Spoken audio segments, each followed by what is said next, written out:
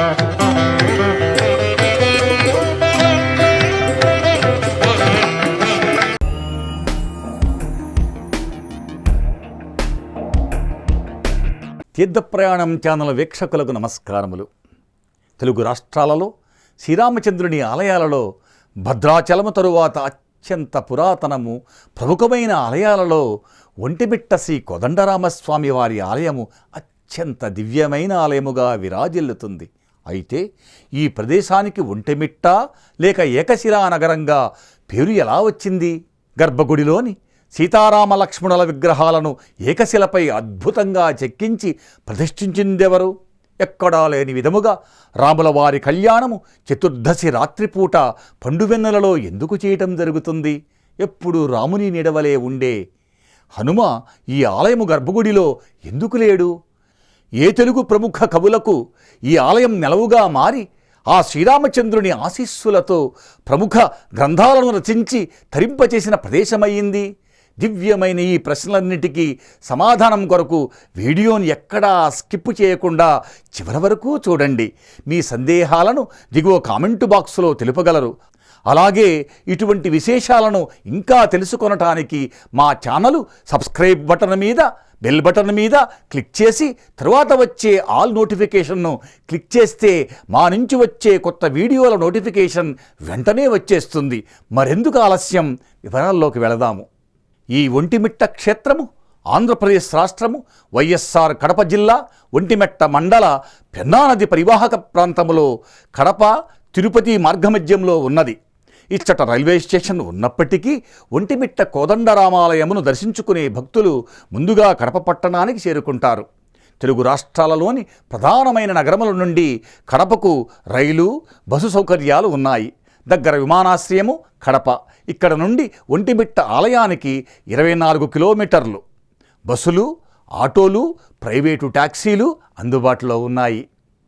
ఈ ఒంటిమిట్ట ఆలయం ప్రధానంగా పెద్ద పెద్ద ప్రాకారాలు, 3 గోపురాలు, ఆలయ ప్రాంగణము, రంగమంటపము, ఉపాలయము, గర్భగుడి అని 6 విధములుగా నిర్మాణమై అద్భుతమైన శిల్ప సంపదతో మనలను ఆశ్చర్యచకితులను చేస్తుంది. స్వామిని దర్శించుకునే భక్తులు ముందుగా తూర్పు ఆలయ గోపురము నుండి ఆలయ ప్రాంగణంలోనికి ప్రవేశిస్తారు. ఎదురుగా బంగారు కాంతి వర్ణములో ఆలయ ధ్వజస్తంభము కనపడుతుంది. తరువాత రంగమంటపములోనికి ప్రవేశిస్తారు భక్తులు. రంగమంటపము ద్వారా స్వామిని దర్శించుకునేందుకు గర్భాలయమునకు అటునిటు ఉన్న ద్వారపాలకులైన జయ విజయలను చూస్తూ గర్భగుడి అంతరాలయం ముందుకు వెళతారు భక్తులు. గర్భగుడిలో వేంచేసి ఉన్న నల్లరాయి ఏకశిలపై చెక్కిన 3 మూర్తుల విగ్రహాలను ఎడమ చేతిలో కోదండము, కుడి చేతిలో బాణము ధరించిన ఆశ్రిత వత్సలుడు ఆజానుబాహుడైన ఆ శ్రీరామచంద్రుని, ఆయన ఎడంవైపున సీతామాతను, కుడివైపున ఉన్న లక్ష్మణస్వామిని చూస్తూ అలౌకికమైన అనుభూతికి లోనవుతూ దక్షిణే లక్ష్మణో యస్య వామే చ జనకాత్మజ తం వందే రఘునందనం రామాయ రామభద్రాయ రామచంద్రాయ వేధసే రఘునాథాయ నాథాయ సీతాయ పతయే నమః జై శ్రీరామ్ జై శ్రీరామ్ జై శ్రీరామ్ అంటూ ప్రార్థిస్తూ తమ కోర్కెలను విన్నవించుకుంటారు. తమ కోర్కెలను ఆ కోదండరాముడు తప్పక తీరుస్తాడని భక్తులకు అపారమైన విశ్వాసము. అంతరాలయములో ఒక ప్రక్క శ్రీమన్నారాయణుడు, మరొక ప్రక్క ఆంజనేయ స్వామి వారు, ఇంకొక ప్రక్క ఆళ్వారు స్వాములు దర్శనమిస్తారు. గర్భాలయ అంతరాలయ గోడలపై రామాయణమునందలి సంఘటనను తెలిపే అద్భుతమైన శిల్పాలు, పైన ఏకతల ద్రావిడ విమానం మనలను అబ్బురపరుస్తాయి. ఆ విధముగా అయోధ్య రాముణ్ణి, సీతా లక్ష్మణ స్వాములను దర్శించుకున్న భక్తులు తిరిగి రంగమంటపములోనికి చేరుకుంటారు. రంగమంటపము 32 స్తంభాలతో అద్భుతమైన శిల్పకళతో మన చూపులను త్రిప్పనీయక సమ్మోహితులను చేస్తుంది. ఈ మంటపములోనే నృత్య గీతాలు, కవి సమ్మేళనాలు, అద్భుతమైన కావ్యరచనలు వ్రాయటం, అవధానాలు జరిగేవని తెలియవస్తుంది. రంగమంటపమును తనివితీరా చూసిన తరువాత మంటపము తూర్పు భాగములో చిన్న గరుడ మందిరాన్ని భక్తులు దర్శించుకుంటారు.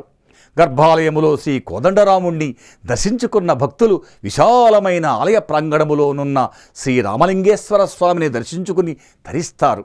ఉత్తర ద్వార గోపురమునకు ఎడమ ప్రక్కన 4 స్తంభాల మంటపము, ధ్వజస్తంభమునకు కుడి భాగములో సీతమ్మవారి ఎదుర్కోలు మంటపము, నైరుతి ప్రాంతములో కళ్యాణ మంటపమును చూడవచ్చును. తరువాత ఇమాంబేగ్ బావిని చూడడానికి భక్తులు వెళతారు. విషయమేమిటంటే 1640వ సంవత్సరములో కడపను పాలించే అబ్దుల్ నబీ ఖాన్ ప్రతినిధిగా ఇమాంబేగ్ ఈ ఆలయానికి వచ్చి, మీ రాముడు పిలిచితే పలుకుతాడా అని హేళనగా మాట్లాడినప్పుడు అక్కడ పండితులు మనస్ఫూర్తిగా పిలిస్తే పలుకుతాడు అని చెబుతారు. దానికి ఆయన 3 సార్లు శ్రీరాముణ్ణి పిలిస్తే 3 సార్లు కూడా ఓం ఓం ఓం అనే సమాధానం వచ్చింది. దానికి మంత్రముగ్ధుడైన ఇమాంబేగ్ రాముని భక్తుడై భక్తుల కోరిక మేరకు నీటి కోసం పెద్ద బావిని త్రవ్వించాడు. ఆయన పేరుననే ఈనాటికి ఇమాంబేగ్ బావిగా పిలువబడుతుంది. తర్వాత భక్తులు ఆలయ సమీపములో కల సంజీవరాయుని ఆలయానికి చేరుకుంటారు. ఇచ్చట ఆంజనేయ స్వామివారు కొలువై చేతులు జోడించి భక్తితో రామజపమును చేస్తున్నట్లు భక్తులకు దర్శనమిస్తారు. ఆ దగ్గరలో మాల ఓబన్న మంటపము దర్శనమిస్తుంది. హరిజన భక్తుడైన భవనాసి ఓబన్న అనే భక్తుడు రామరామయ్యని రాముని పాదము పట్టండి, యమునికి నామం పెట్టండి అంటూ జానపద బాణీలో ఎల్లప్పుడూ వివిధ రామకీర్తనలు పాడుతూ ధరిస్తుండేవాడట. ఈయన ఒకసారి ఆలయములోనికి వస్తే అక్కడి వారు ప్రవేశము లేదని బయటకు పంపించేశారట. దానికి రాముడు కోపముతో తలను త్రిప్పుకున్నాడట. ఆశ్చర్యపోయిన పూజారి కలలో కనపడి సంగతిని చెప్పాడట రాముడు. తరువాత ఆలయం వారు ఆ ఓబన దగ్గరకు వెళ్ళి రాముని దర్శనము చేయించారట. మరి ఆశ్రితవత్సలుడైన రాముని లీలలు అమోఘం అనిపించక మానవు. ఇప్పుడు స్థల పురాణము, ఆర్జిత సేవలు, దేవస్థానం వారి సేవలు, సౌకర్యాలు తదితర విషయాల గురించి చెప్పుకుందాము. రియల్ ఫ్లిక్ డివోషనల్ ప్రోగ్రామును చూస్తున్న ప్రతి ఒక్కరకు ధన్యవాదములు. మా ఛానలును సబ్స్క్రైబ్ చేసి మీ సూచనలను సలహాలను దిగువ కామెంట్ బాక్స్ ద్వారా తెలియచేయగలరు. స్థల పురాణ విషయానికి వస్తే త్రేతాయుగ సమయములో ఈ ఆలయ ప్రాంతమంతా దట్టమైన అడవులతో, మహర్షులు చేసే యజ్ఞయాగాదులతో కొండల నడుమ ప్రశాంతంగా ఉండేది.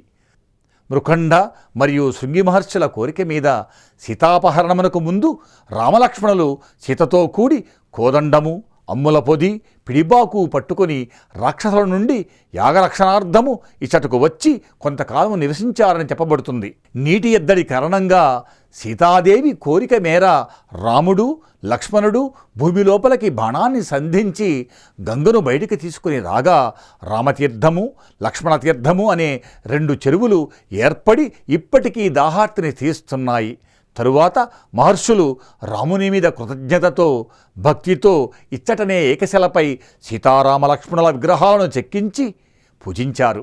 అయితే ఈ సంఘటన సీతాపహరణం ముందు జరిగింది కనుక హనుమ ఈ ఏకశిలా విగ్రహంలో లేడు. రామునికై పరితపిస్తున్న జాంబవంతుడు శ్రీరాముని ఆజ్ఞ మేర ద్వాపరయుగములో ప్రాణప్రతిష్ఠ చేసి పూజించారని పురాణాలు చెబుతున్నాయి. శ్రీరాముని ఆజ్ఞ మేర ద్వాపరయుగములో ఈ విగ్రహాన్నే ప్రాణప్రతిష్ఠ చేసి పూజించారని పురాణాలు చెబుతున్నాయి.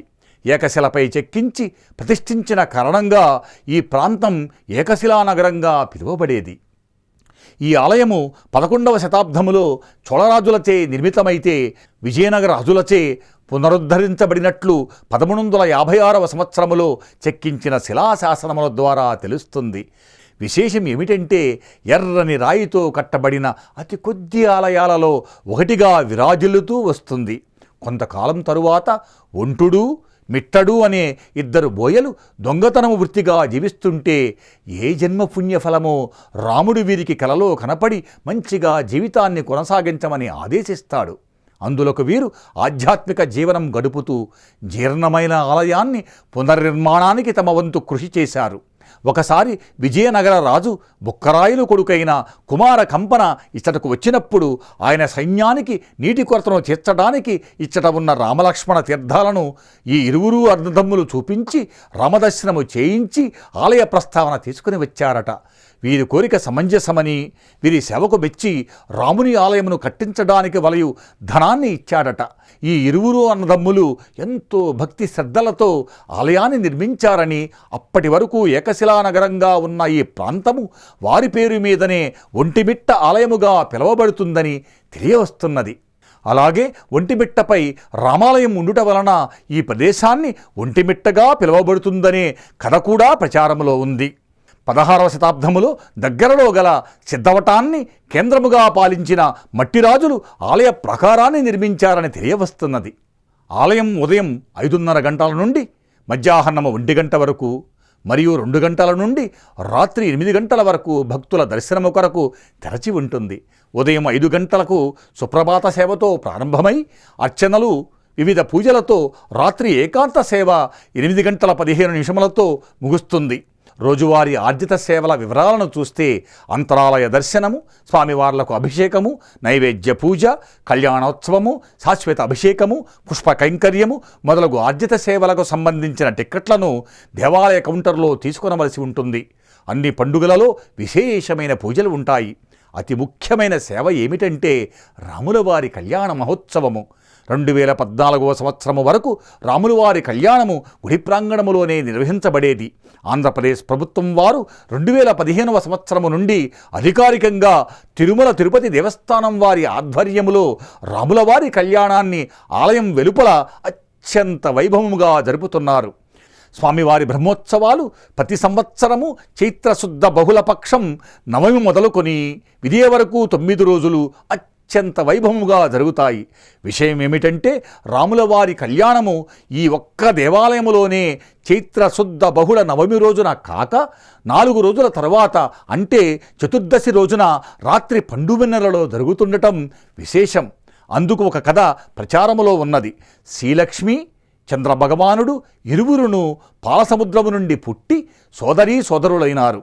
తన సోదరి సీతమ్మ కళ్యాణాన్ని స్వయముగా చూడవలననే భాగ్యము కల్పించమని రామునిని కోరగా చంద్రవంశీయుడైన రాముడు అతని కోరికను మన్నించి పౌర్ణమి ఘడియలలో రాత్రిపూట కళ్యాణానికి ఆమోదము తెలిపినట్లు చెబుతారు. ఈ కళ్యాణానికి తెలుగు రాష్ట్రముల నుండి పెద్ద ఎత్తున వేల కొలది భక్తులు వస్తారు. తరువాతి రోజులలో రథోత్సవము, చక్రస్నానము, పుష్పయాగము అత్యంత వైభవముగా జరుపుతారు. ఈ కళ్యాణానికి ప్రభుత్వం వారి తరపున ముత్యాల తలంబరాలు, పట్టు వస్త్రాలు తీసుకుని రావటం విశేషం. శ్రీరామచంద్రుని కృపతో ఇచ్చట జరిగిన సాహితీ సౌరంభమును గురించి తెలుసుకుందాము. తెలుగు కవులకు నెలవైన ఈ ప్రాంతములో ప్రముఖమైన కవులలో బమ్మెర పోతనామాచ్యుడు గురించి తెలియని వారుండరు. ఈయన ఇచ్చటనే బమ్మెరగడ్డలో ఉంటూ భాగవతాన్ని తెలుగునకు అనువదించి గ్రంథాన్ని పూర్తి చేసి ఈ గుడిలోనే రాములవారికి అంకితమిచ్చాడని చరిత్ర ద్వారా తెలుస్తుంది. భాగవతాన్ని వ్రాస్తున్నప్పుడు అలవైకుంఠపురములో అనే పద్యాన్ని ప్రారంభించి దాన్ని పూర్తి చేయలేని పక్షములో ఆ శ్రీరాముడే స్వయంగా ఇంటికి వచ్చి మిగతా పద్యాన్ని పూర్తి చేశాడని తెలియవస్తుంది. పోతనగారి విగ్రహాన్ని ఆలయ ప్రాంగణంలో దర్శించుకొనవచ్చును. అలాగే వెంకటేశ్వర స్వామిపై వేల కొలది కీర్తనలను రచించిన వాగ్గేయకారుడు అన్నమయ్య ఇచ్చట 30 కిలోమీటర్ల దూరములో కల తాళ్లపాకులో జన్మించి ఈ ఆలయములో కొన్ని కీర్తనలను రచించి స్వామివారికి పాటల నీరాజనము ఇచ్చారని తెలుస్తున్నది. అలాగే ఈ ప్రాంతం వాడైన అయ్యలరాజు రామభద్రుడు రాయలవారి అష్టదిగ్గజాలలో ఒకడిగా పేరుగాంచి రామాభ్యుదయం అనే కావ్యాన్ని రచయించి ఈ రామునికి అంకితమిచ్చాడు. ఈయన చంటిపిల్లాడప్పుడు తల్లిదండ్రులతో ఈ ఆలయానికి వచ్చినప్పుడు గుడి లోపల ఉండిపోయాడట. ఉదయం ఆలయం తలుపులు తీసిన తర్వాత అర్చకులు పసిబాలుడు సీతమ్మ వారి చెంత నవ్వుతూ ఉండటం చూసి ఆశ్చర్యపోయారట. తరువాత తన తల్లి ఎత్తుకుని పాలు ఇస్తుంటే తాగలేదట. స్వప్నములో తెలిసినదేమిటంటే అమ్మవారు ఆ బాలునికి తన పాలను త్రావించిందని చరిత్రకారులు చెబుతారు. అంతేకాక అయ్యలరాజు త్రిపురాంతక కవి 1432 నుండి 1446 వరకు సంగరాజు వంశం వాడైన ప్రౌఢదేవరాయ ఆస్థాన కవిగా ఉన్నాడు. ఈయన ఒంటిమెట్ట శ్రీరాముని మీద రఘువీర జానకీనాయిక అనే శతకాన్ని రచించాడు. ఫ్రెంచ్ ప్రయాణికుడైన జాన్ బాప్టిస్టు తవెమీర్ 1652వ సంవత్సరములో ఈ ఆలయాన్ని సందర్శించి అద్భుతమైన శిల్ప సంపదకు ముగ్ధుడై మొట్టమొదటగా పాశ్చాత్య దేశాలకు తెలియచేయడం జరిగింది.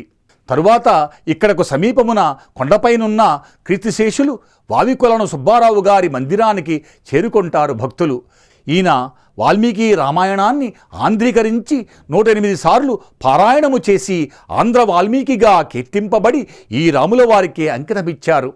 ఆలయము జీర్ణమైనప్పుడు ఈయన కొబ్బరి చిప్పను చేతపట్టి ఊరూరా తిరిగి వచ్చిన ధనముతో ఈ ఆలయ అభివృద్ధికి కృషి చేసి తన జీవితాన్ని రాముని సేవకు అంకితమిచ్చిన మహనీయుడు.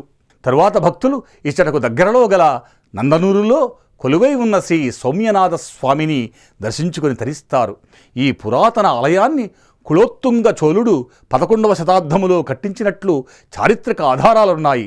గర్భాలయములో శ్రీ వెంకటేశ్వర స్వామి విగ్రహాన్ని ద్వాపరయుగములో స్వయంగా నారదుడు ప్రతిష్ఠించినట్లుగా చెబుతారు. ఇంకా ఇక్కడకు సమీపంలో భైరవాచల కొండపై అత్తిరాలలో కొలువై ఉన్న కామాక్షి తేతేశ్వర స్వామి ఆలయానికి చేరుకొని దర్శించుకుంటారు భక్తులు. తరువాత ఇచ్చటకు 30 కిలోమీటర్ల దూరములో కల తాళపాకలో అన్నమయ్య కేంద్రమును దర్శించి తిరుగు ప్రయాణమవుతారు. సాక్షాత్తు బ్రహ్మమానసపుత్రుడైన జాంబవంతునిచే ప్రతిష్ఠించి పూజింపబడి ఎన్నో కావ్యరచనలకు వేదిక అయి సర్వమతాల ప్రజలు పురుషోత్తమరాముని దర్శించుకునే మహిమాన్వితమైన ఒంటిమిట్ట శ్రీ సీతారామచంద్ర ఆలయ విశేషాల సమాహారముల గురించి తెలుసుకున్నాము. ఆ సీతారామచంద్ర లక్ష్మణుల కటాక్ష వీక్షణాలు మీ అందరిపైన ప్రసరించాలని కోరుకుంటున్నాను. రియల్ ఫ్లిక్ డివోషనల్ ప్రోగ్రామును చూస్తున్న ప్రతి ఒక్కరకు ధన్యవాదములు. మీ సూచనలను సలహాలను దిగువ కామెంటు బాక్స్ ద్వారా తెలియచేయగలరు. మరిన్ని తీర్థ ప్రయాణముల సమాచారము కొరకు మా ఛానల్ను సబ్స్క్రైబ్ చేయగలరు. మరొక పుణ్యక్షేత్ర విశేషాలతో కలుద్దాం. నమస్కారం.